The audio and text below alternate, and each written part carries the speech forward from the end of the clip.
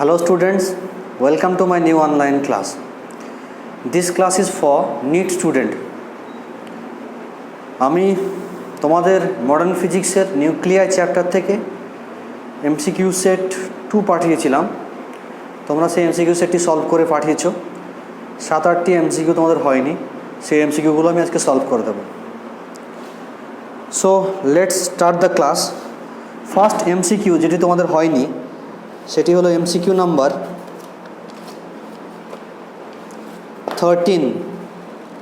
সে MCQ number 13 তোমরা প্রত্যেকে দেখো।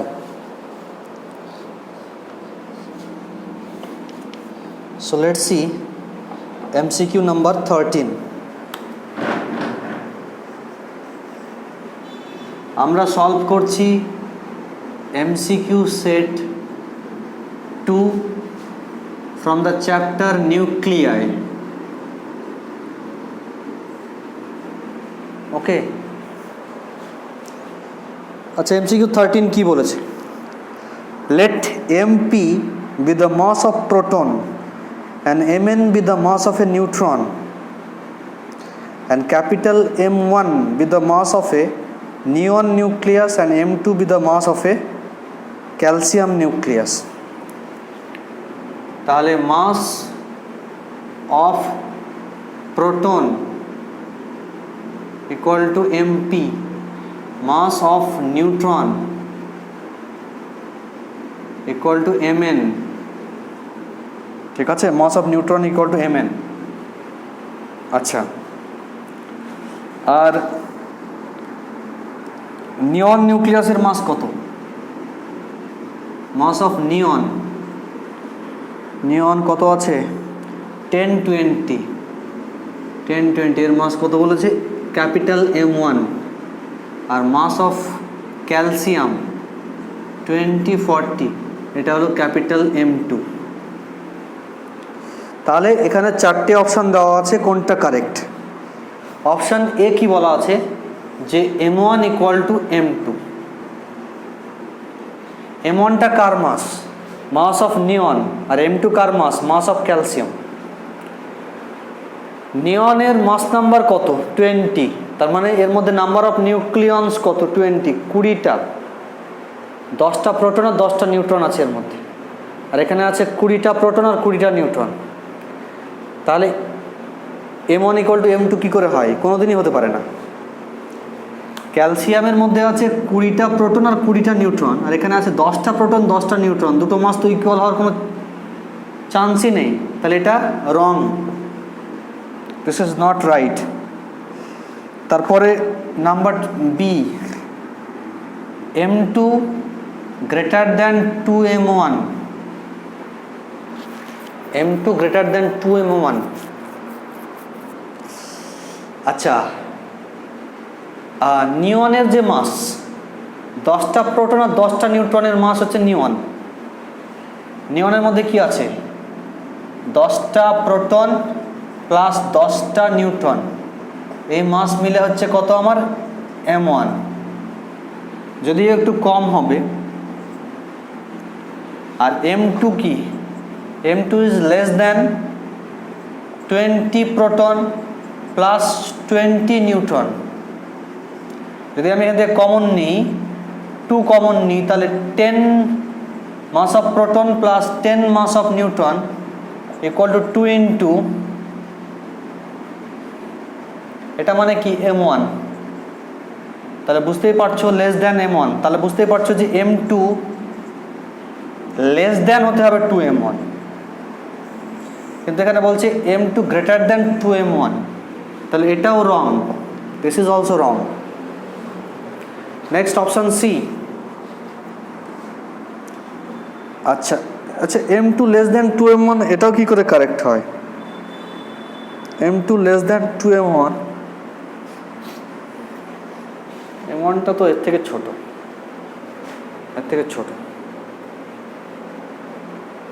ভুল হচ্ছে একটু। M2 যদি আবার M2 greater than 2M1, this is also wrong. এটাও রং, আবার less than 2M1 এটাও রং। কেন? তার কারণ যে কোনো কোনো ক্ষেত্রে দেখা যেতে পারে যে এই M2 M1 এর ডাবলের থেকে ছোটও হতে পারে, আবার ডাবলের থেকে বড়ও হতে পারে, মানে যে কোনোটা হতে পারে, ফলে কোনো একটাকে কারেক্ট বলা যাবে না। এরপরে আসছে অপশান ডি। আচ্ছা, M1টা কি? M1টা হচ্ছে মাস অফ নিয়ন। নিয়নের মধ্যে কটা প্রোটন আছে? 10টা প্রোটন, 10টা নিউট্রন। 10টা প্রোটনের মাস কত? প্লাস 10টা নিউট্রনের মাস। আচ্ছা, 10টা প্রোটন আর 10টা নিউট্রন যুক্ত হওয়ার পর যে নিউক্লিয়াসটা তৈরি হবে তার মাস কিন্তু একটু কম হবে। আমরা জানি যে কিছুটা মাস ভ্যানিশ হয়ে যায়, সেটাকে বলা হয় মাস ডিফেক্ট। ওই মাসটা কি হয়? ওই মাসটা বাইন্ডিং এনার্জিতে কনভার্ট হয়। তাহলে M1 must be less than this. So option D is the correct answer. So option D is the correct answer for MCQ number 13. তাহলে MCQ number 13 আমাদের সলভ হলো। নেক্সট ডিসকাস করব আমি MCQ number 22।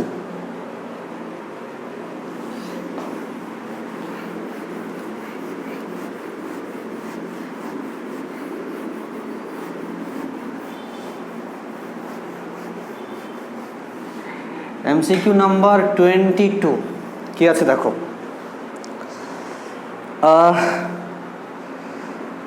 1 milligram radium has 2.68 into 10 to the power 4, sorry 10 to the power 18 atoms. Its half life is 1620 years. How many radium atom will disintegrate from 1 milligram of pure radium in 3 to 40 years? In 3 to 40 years.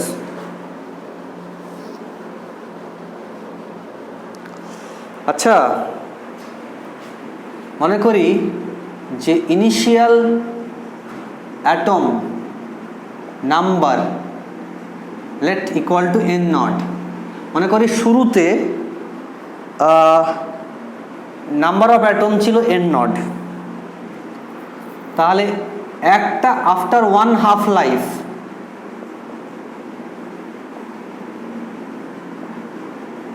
একটা half life পর number of atoms remain অবশিষ্ট থাকবে, যেগুলো decay হবে না, সে তার সংখ্যা কত? একটা হাফ লাইফে কতগুলো ডিকে হবে? n0/2 number of atom decay হয়ে যাবে। তাহলে কতগুলো অ্যাটম থাকবে আনডিকেড, মানে ডিকে না হয়ে পড়ে থাকবে কতগুলো? n0-র মধ্যে n0/2 ডিকে হয়ে গেছে, তাহলে পড়ে আছে কত? n0/2 পড়ে থাকবে। তাহলে একটা হাফ লাইফ পর n0/2 নাম্বার অফ অ্যাটম মানে আনডিকেড থাকবে, মানে পড়ে থাকবে, অবশিষ্ট থাকবে। তাহলে দুটো হাফ লাইফ পর কত হবে? After 2 half life, after 2 half life number of atom remain n0/2 তার আবার অর্ধেক হবে। n0/2 এর হাফ কত? n0/4। তাহলে আরও একটা হাফ লাইফ পর n0/4 number of atom decay হয়ে যাবে। তাহলে আনডিকেড থাকছে কত? n0/2 থেকে n0/4 বাদ দাও, তাহলে n0/4 পড়ে থাকবে। তাহলে n0/4 পড়ে থাকলো দুটো হাফ লাইফ পর, after 2 half life, after 2 half life, right? Remain undecayed মানে অবশিষ্ট পড়ে থাকলো। এটাকে আমি লিখতে পারি যে n0 ইন্টু 1/2 স্কোয়ার। তাহলে সিমিলারলি আফটার 3 হাফ লাইফ, 3টে হাফ লাইফ পর number of atom remain undecayed will be equal to n0/4 ছিল, এটা আবার অর্ধেক ডিকে হবে, তাহলে n0/8, তাহলে পড়ে থাকবে কত? n0/8। এটা লিখতে পারি n0 ইন্টু 1/2 টু দি পাওয়ার 3। তাহলে বুঝতেই পারছো যে 3টে হাফ লাইফ পর, তাহলে তাহলে ইন জেনারেল কি লিখতে পারি? After n half life, after n half life, number of atom undecayed equal to কি হবে? n equal to n0 1/2 to the power n. This is formula, very very important formula. যদি n0 হয় original number of atom, তাহলে n number of half লাইফের পর যতগুলো atom অবশিষ্ট থাকবে সেটা হলো n0 into 1/2 to the power n। ঠিক আছে? This formula is very very important. এই ফর্মুলাটা ইউজ করব এমসিকিউ নাম্বার 22 সলভ করার জন্য। So let's see MCQ number 22। ঠিক আছে? আচ্ছা আচ্ছা,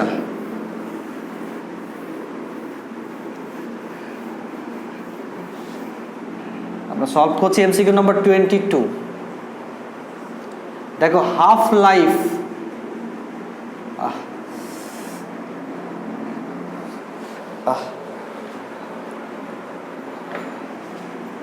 half life equal to t half,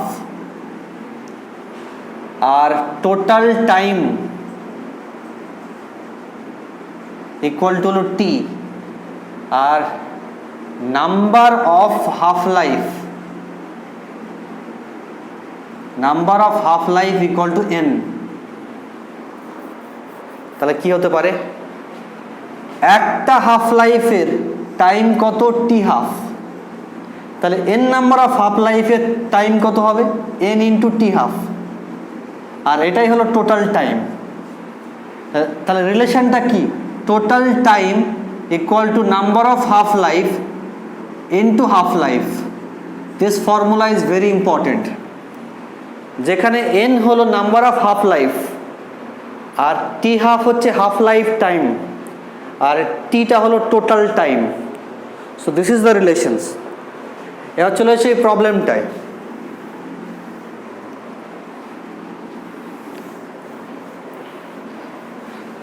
দেখো এই প্রবলেমটা কি বলেছে, প্রবলেম নাম্বার 22। এখানে বলছে যে 1 milligram of radium, 1 milligram of radium এর মধ্যে নাম্বার অফ অ্যাটম কত আছে? 2.68 ইন্টু 10 টু দি পাওয়ার 18, আর এর হাফ লাইফ কত? হাফ লাইফ হলো 1620 বছর। তাহলে how many atoms will ডিসইন্টিগ্রেট from 1 milligram of pure radium in 3 to 40 years? Total টাইমটা কত বলেছে? 3 to 40 ইয়ার্স। তাহলে এই টোটাল টাইমের মধ্যে কটা হাফ লাইফ হবে? এই ফর্মুলা থেকে চলে আসবে। Therefore, number of half life, number of half life equal to, look at this formula, number of half life n equal to total time by half life time. Total time টা এখানে কত? 3240 divided by half life কত? 1620 divide করলে হবে 2। তাহলে এখানে 3240 বছরে দুটো হাফ লাইফ হবে, 2 হাফ লাইফ। আচ্ছা, তাহলে what will be the number of atom, number of atoms undecayed, মানে যেগুলো এখনো ডিকে হয়নি তার সংখ্যা কত? n ইকুয়াল টু, একটু আগে ফর্মুলা বের করলাম, n0 1/2 to the power n এখানে N0টা কত, শুরুতে কতগুলো ছিল অ্যাটম, এটা হচ্ছে N0, this is N0, number of atoms initial time, তাহলে 2.68 ইন্টু 10⁻18 ইন্টু এখানে নাম্বার অফ হাফ লাইফস কত আছে 2, তাহলে 1/2 টু দি পাওয়ার 2, মানে কি হয়ে যাচ্ছে 2.68 ইন্টু 10⁻18/4, এটা হলো নাম্বার অফ অ্যাটমস আনডিকেড। কিন্তু এটা চাইনি, চেয়েছে নাম্বার অফ অ্যাটম ডিসইন্টিগ্রেট, কতগুলো ডিকে হবে সেই নাম্বারটা চেয়েছে। আমি বের করলাম 3240 বছর পর কতগুলো নাম্বার অফ অ্যাটম ডিকে হবে না, অবশিষ্ট পড়ে থাকবে, সেগুলো বের করলাম। কিন্তু কোশ্চেনে কিন্তু চেয়েছে কতগুলো নাম্বার অফ অ্যাটম ডিকে হবে। তাহলে অরিজিনাল অ্যাটম ছিল এতগুলো, 3240 বছর পর এতগুলো অ্যাটম থেকে গেল, পড়ে থাকলো, তাহলে কতগুলো অ্যাটম ডিকে হয়েছে। Therefore number of atom disintegrated, number of atom will disintegrate, therefore number of atom will disintegrate equal to কি হবে, ছিল যেটা 2.68 into 10⁻18 আর পড়ে আছে যেটা সেটা হচ্ছে 2.68 into 10⁻18/4, এটা বাদ দিলে যেটুকু যাচ্ছে সেটা হচ্ছে ডিকে হয়ে গেছে, ডিসইন্টিগ্রেট হয়ে গেছে। এটা ক্যালকুলেশন করবে তাহলে পেয়ে যাবে, এটা ক্যালকুলেশন করলে পেয়ে যাবে, এবং এটা ক্যালকুলেশন করলে পেয়ে যাবে। Option B will be the right answer, option B. Okay, so this is 22. Now next MCQ number 29.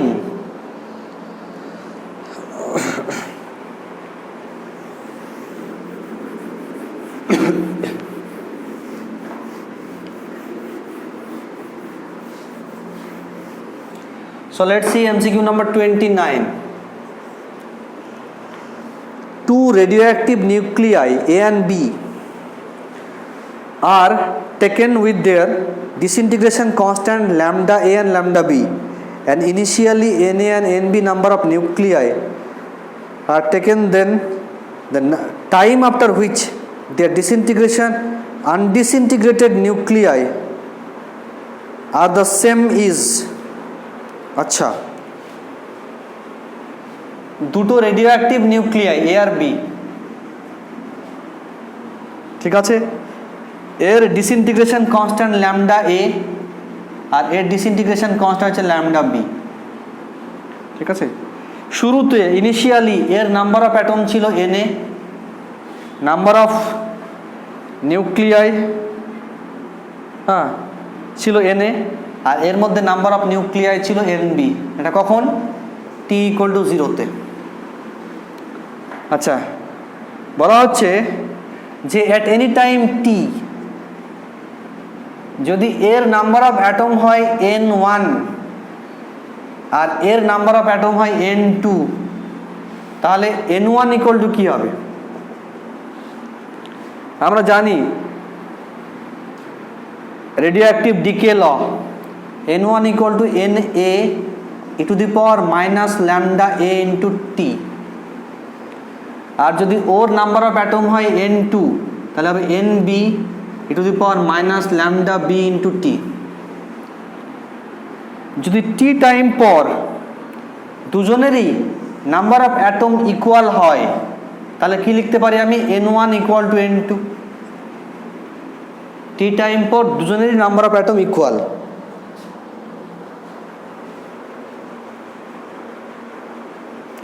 তার মানে N1 = N2 হতে হবে। তাহলে কোন টাইম পর, after which time, the time after which the undisintegrated nuclei are same, কোন time পর n1 equal to n2 হবে সেটা বের করতে হবে। তাহলে clearly n1 equal to n2 মানে na e to the power minus lambda a into t equal to হবে nb e to the power minus lambda b into t. ঠিক আছে, তাহলে এখান থেকে আমি ক্যালকুলেশন করে নিতে পারি যে so from here we can write that what we can write nb by na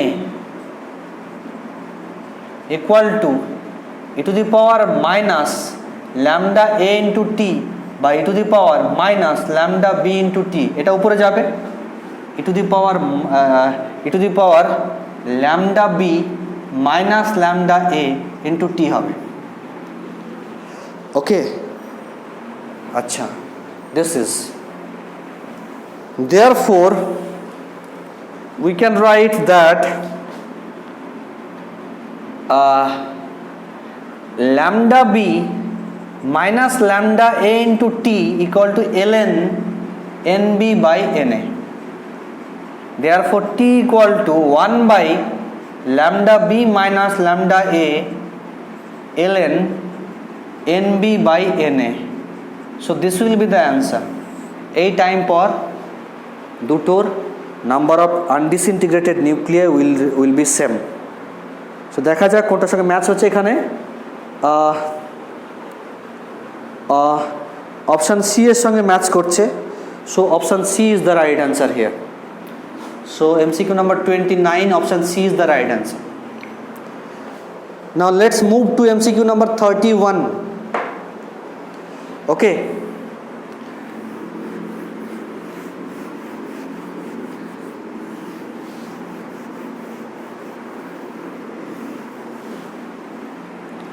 MCQ number 31 দেখো,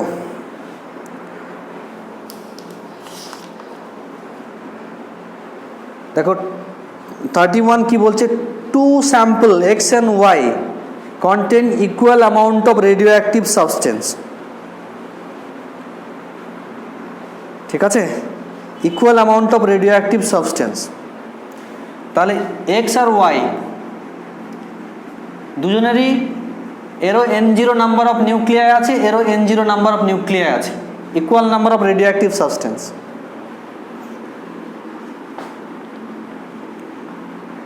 If 1/16th of the sample X and 1/256th of the sample Y remains after 8 hours, then the ratio of the half-life period of X and Y.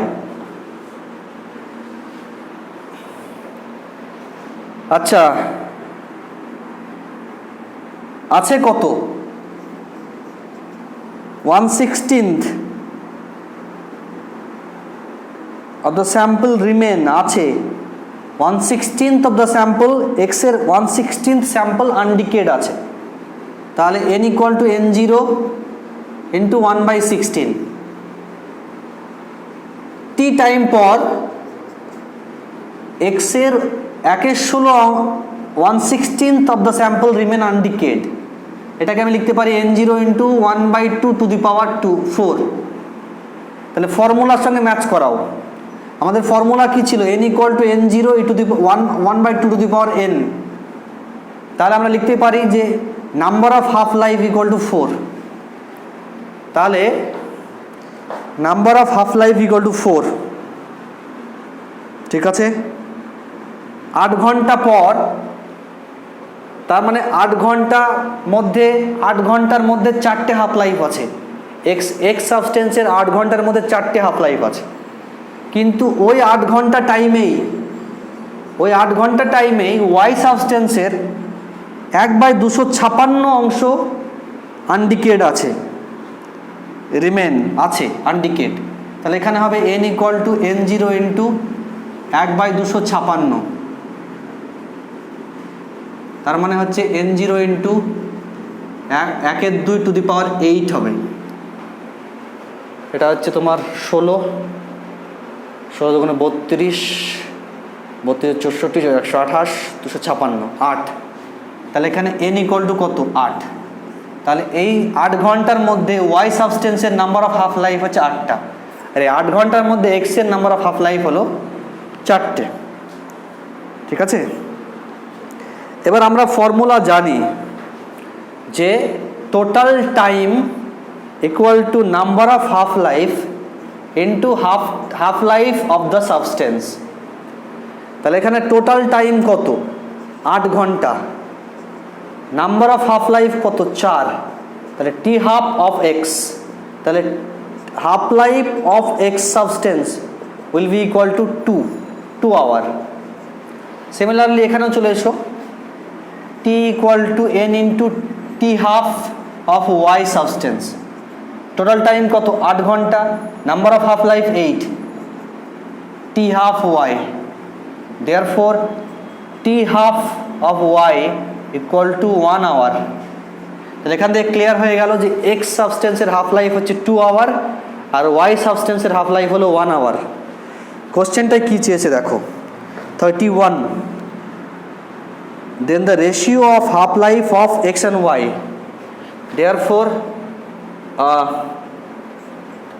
t half x divided by t half of y ratio will be equal to 2/1 equal to 2:1. So answer will be 2:1.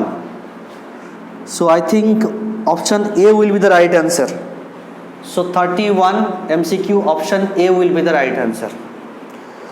So now let's move to MCQ number 34. ঠিক আছে, MCQ number 34.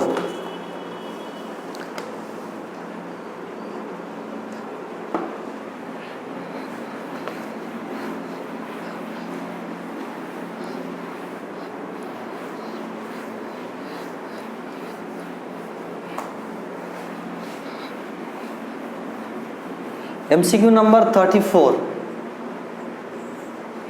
কি বলা হচ্ছে এখানে দেখি, a 280-day old radioactive substance shows an activity of 600 dps. dps মানে disintegration per second. 140 day later its activity become 3000 dps. What will be its initial activity? ধরে নিলাম যে t equal to 0 যখন, তখন ওর অ্যাক্টিভিটি ছিল r0, আর মনে করো টি টাইমে ওর অ্যাক্টিভিটি হয়ে গেল r। তাহলে অ্যাক্টিভিটি রিলেশন আমরা অলরেডি জানি, সেটা কি, যে r equal to r0 E to the power minus lambda T. তাহলে ফার্স্ট কেসটা করো। এখানে ফার্স্ট কেসটা কি আছে, যে 280 দিন পর অ্যাক্টিভিটি হচ্ছে কত? 6000। তাহলে r equal two 6000 equal to r0 E to the power minus lambda into 280। এটা ইকুয়েশন নাম্বার 2। আর 280 পর আরও 140 দিন পর, 280 সঙ্গে 140 মানে কত হচ্ছে?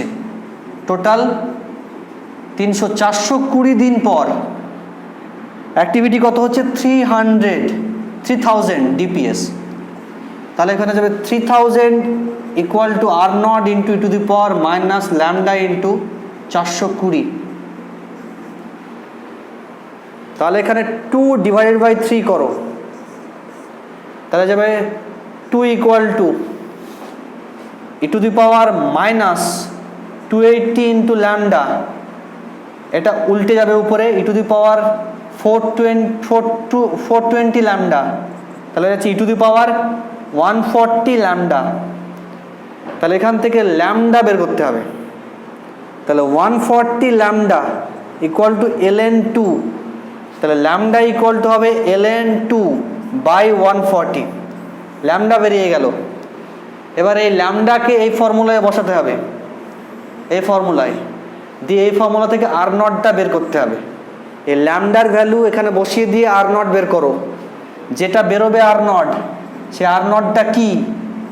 এই r0টাই হচ্ছে অ্যান্সার। কি চাইছে? What is the initial activity, and r0 is the initial activity. তাহলে যেটুকু আমি রেখে দিলাম সেটুকু তোমরা নিজেরা করে নেবে।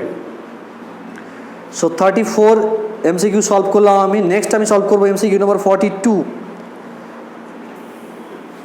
let's try to understand MCQ number 42. Okay, देखो a radioactive element X with half-life 2 hour decays giving a stable element Y after a time T. Ratio of X and Y atoms is 1:16. अच्छा, ratio on X and Y atoms is 1:16. তাহলে সোজা কথা, এ একটা x element, এর half life কত? এর half life হচ্ছে তোমার 2 আওয়ার, ঠিক আছে? এটা ডিকে হয়ে ওয়াই তৈরি হলো। আচ্ছা, তাহলে ওয়াই যেটা থাকলো, ওয়াইয়ের যে নাম্বার অফ অ্যাটম, এক্সের যে অরিজিনাল নাম্বার অফ অ্যাটম ছিল এন নট, সেটা ডিকে হওয়ার পর ওয়াই তৈরি হলো, ওয়াইয়ের নাম্বার অফ অ্যাটম হচ্ছে N.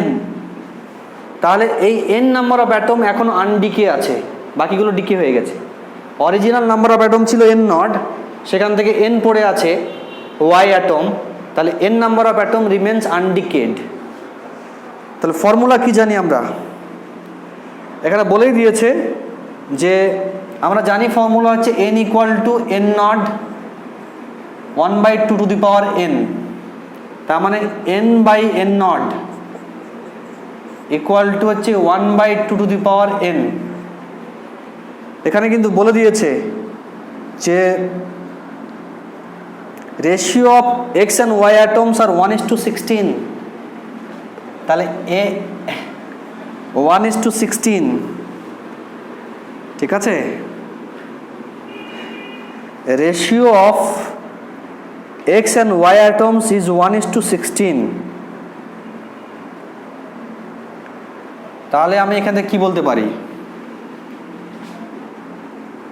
N naught by N equal to 1/16। Okay, N naught by N equal to 1/16। ভুল হচ্ছে মনে হচ্ছে। আচ্ছা,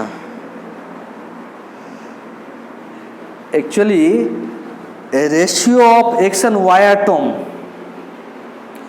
ইজ 1:16 না বলে ratio of Y and X atom না, 1:16, ঠিক আছে? আচ্ছা, তাহলে অ্যাকচুয়ালি এখানে আছে তোমার এন বাই এন নট, এটা ইকুয়াল টু হচ্ছে 1/16। তার মানে এটা ইকুয়াল টু হচ্ছে 1/16, মানে কি 1/2 টু দি পাওয়ার 4। তাহলে এন ইকুয়াল টু কত হয়ে গেল? 4। তা number of half life is equal to 4। যদি number of half life is equal to 4 হয়, তাহলে টোটাল টাইম টি মানে হচ্ছে number of half lifes into half life time. Number of half lifes equal to 4 into half life time মানে 2 equal to 8 hour. 8 ঘন্টা পর এটা হবে। After 8 hours this will happen. So answer will be 8 hour and option C will be the right answer. So MCQ number 42 option C will be the right answer. Okay, next আমি discuss করবো MCQ number 67। Let us try to understand MCQ number 67.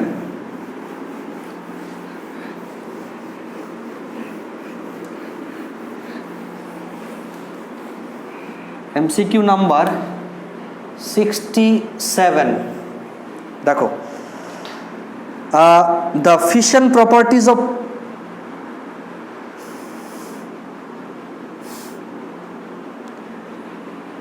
platinum, plutonium মনে হয়, plutonium সম্ভবত, plutonium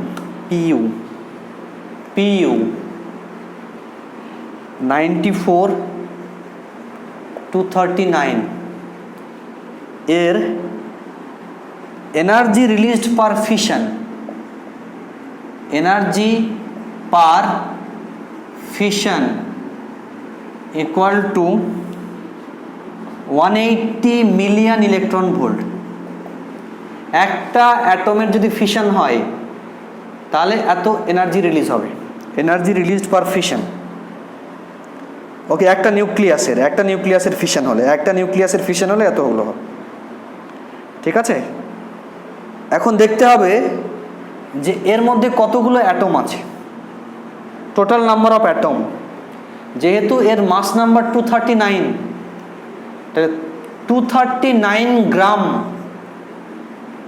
প্লুটোনিয়ামের মধ্যে কতগুলো atom থাকবে Avogadro number. তাহলে 1 গ্রাম প্লুটোনিয়ামের মধ্যে কতগুলো অ্যাটম থাকবে? 6.023 ইন্টু 10⁻23 ডিভাইডেড বাই 239। আর কত গ্রাম স্যাম্পল আছে এখানে? 1 কেজি স্যাম্পল আছে। তাহলে 1 কেজি মানে হলো 1000 গ্রাম, এর মধ্যে কতগুলো অ্যাটম থাকবে? এর মধ্যে থাকবে 6.023 into 10⁻23 divided by 239 into 1000,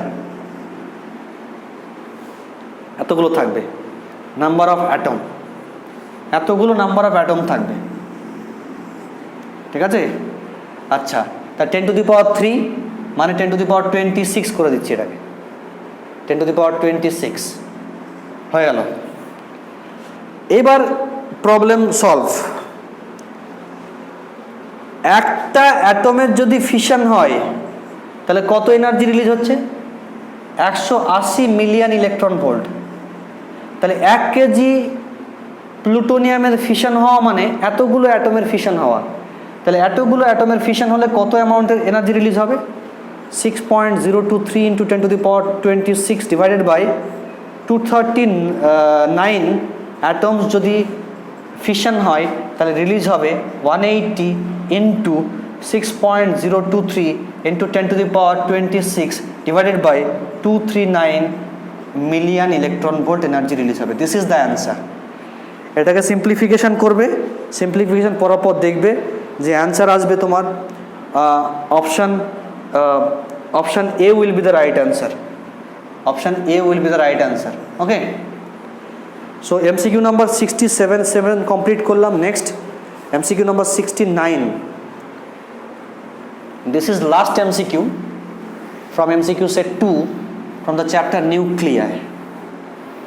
So MCQ number 69.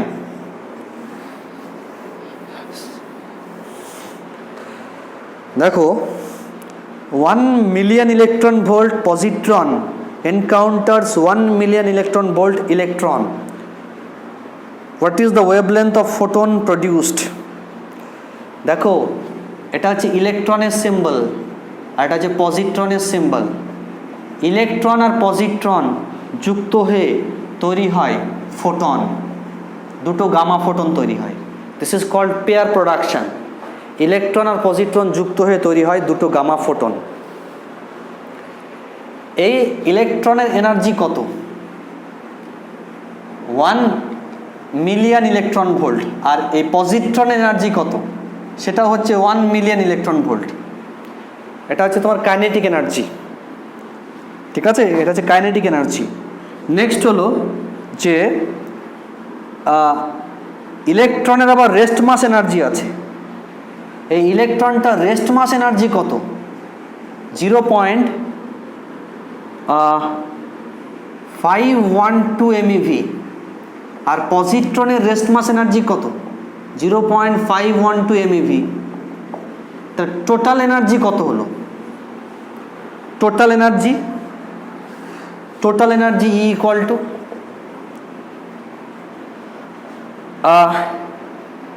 Kinetic energy plus rest mass energy ইলেকট্রনের 1 প্লাস 0.512। প্রোটনেরও সেম, তাহলে 2 দিয়ে গুণ করলে হয়ে যাবে।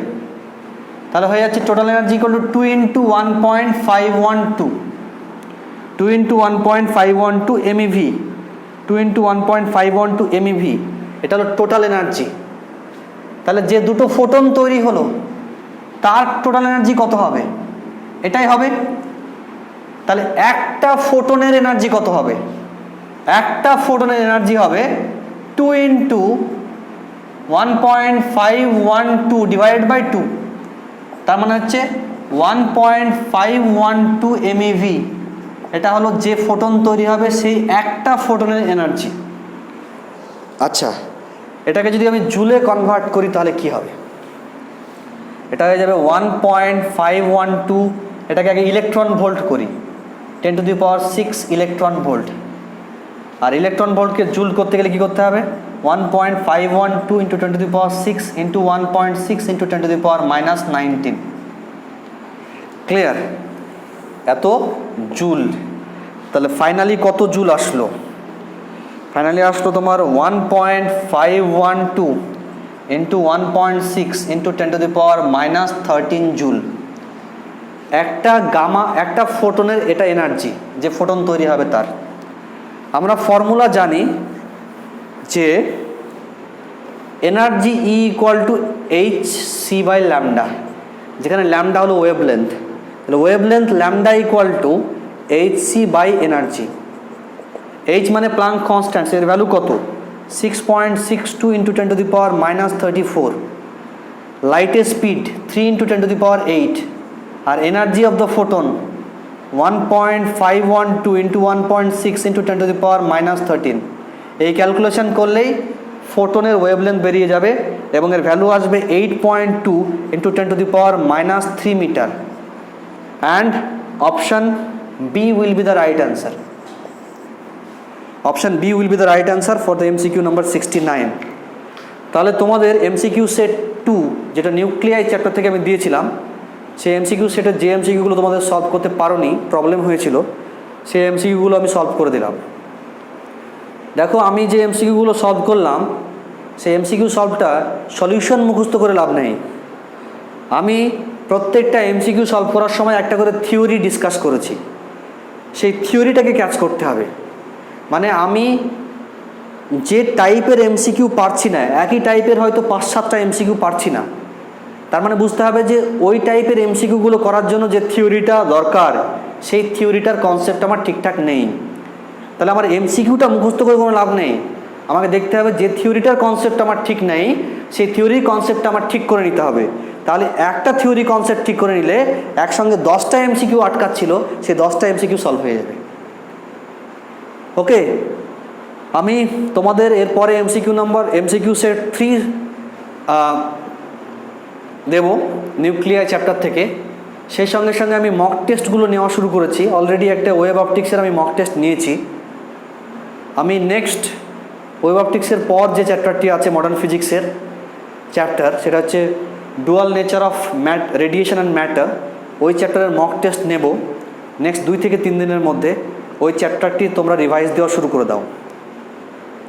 So that's all for today's class. I hope that you all have understood my class very well.